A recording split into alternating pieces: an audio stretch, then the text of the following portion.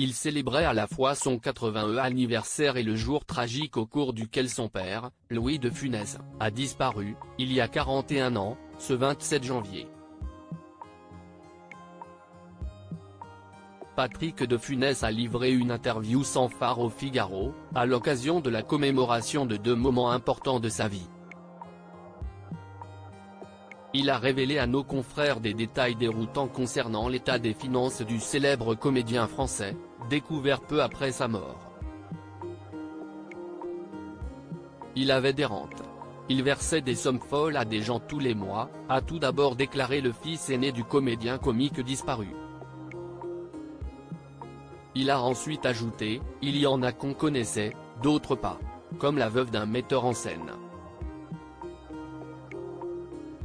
qui ne l'avait jamais fait tourner.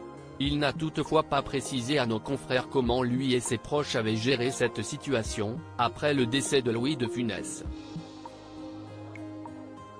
Supérieur à photo Louis de Funès en image un père peu amusant dans la vie quotidienne. Au cours de l'interview accordée au Figaro, Patrick de Funès est revenu sur le caractère qu'avait son père, au quotidien. Il a déclaré à nos confrères, « Ce genre de personnes ne sont pas amusantes à vivre tous les jours. Ce sont des anxieux. Il me poursuivait au téléphone, ajoutant rapidement, il était un peu casse-bonbon. Il m'imitait tout le temps. Au réveil, quand j'étais toujours de mauvaise humeur, quand j'étais mauvaise langue. »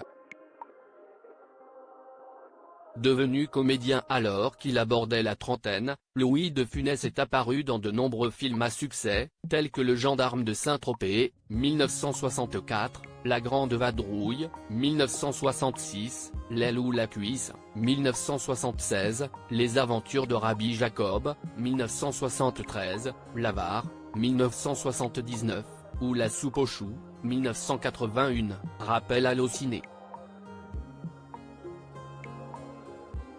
Louis de Funès est décédé après avoir fait un malaise cardiaque à son domicile et avoir été transporté à l'hôpital de Nantes, au cours de la soirée du 27 janvier 1983, a rapporté Le Point.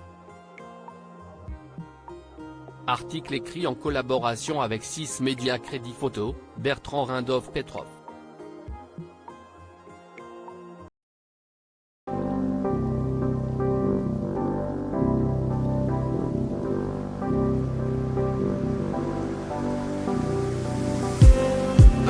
Just